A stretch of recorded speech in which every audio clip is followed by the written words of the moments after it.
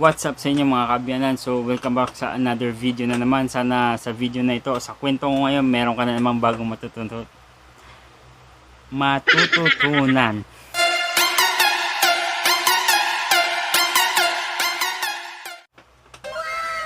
Okay, so ang pag-uusapan natin ngayon, meron lang akong gusto ulit i-share sa inyo. Siyempre, lagi lang akong may gustong i-share. Ito, ang i-share ko ngayon is, alam nyo ba na pwede kayong kumita sa Facebook sa pamamagitan ng advertisement? Di pa, no? Hindi pa. So ito, kung hindi mo pa alam yun, tumutok ka lang sa video na to, patapusin mo dahil for sure may bago ka na namang malalaman. Okay, so ang gusto kong ito nga, yung sa Facebook, no? Kung sa YouTube pwede kang kumita ng limpak na pera, no? Pero bago yan, syempre kailangan mong ma-achieve yung requirements nila. So sa YouTube kasi kailangan mo ng 1,000 subscribers and 4,000 watch hours.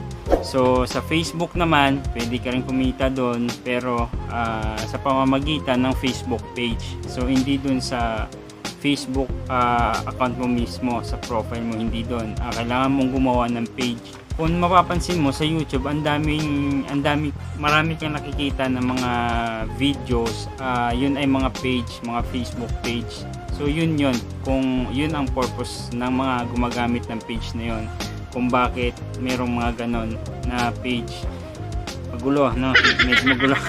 So simple lang, pamamagitan ng page, kapag ang page mo ay maraming followers at maraming nanonood, syempre lalagyan din nila ng advertisement.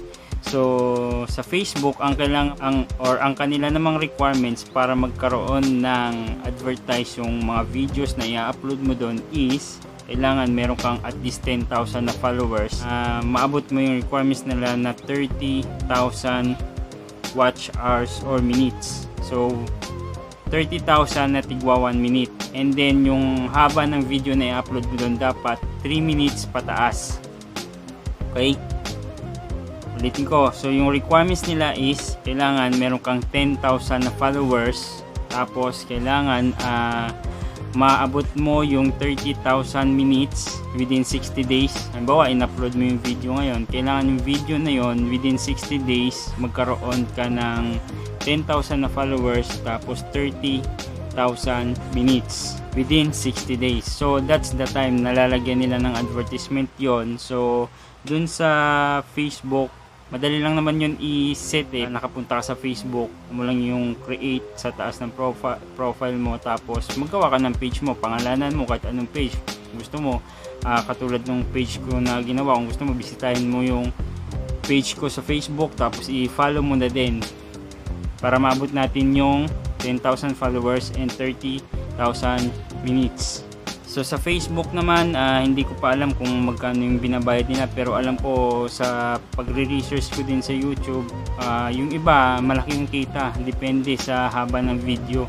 Basta wag lang bababa sa 3 minutes dapat yung videos mo para malagyan nila ng either isa o dalawang advertisement. So yun lang, hindi ko mapapakita sa inyo kung ano talaga kung paano yung actual na paggawa ng page, kasi yun madali lang naman yun. Common sense lang, pagdating dun sa Facebook mo, create, tapos sagutan mo lang lahat ng tinatanong doon, pangalan ng Facebook page na gagawin mo, and then yung other details. And then i-update ka naman nila kung mamomonetize ka na. Basta i-monitor mo lang lahat ng i-upload mo doon. Sa Facebook kasi hindi masyadong mahigpit So sa Facebook pwede kang mag-upload ng kahit anong video kahit hindi sa'yo. Hindi katulad sa YouTube na may copyright. So yun lang, sana may natutunan naman kayo sa bagong na-share ko sa inyo. Simulan nyo na, gumawa kayo ng Facebook page. Kung hindi nyo kayang mag-vlog, pwede kayo mag-upload doon ng kahit anong videos kahit hindi sa inyo. Once na nag-viral siya, yun, may pagkakataon kang kumita. So nasa link ko din yung Facebook page ko, sana i-like nyo din, follow.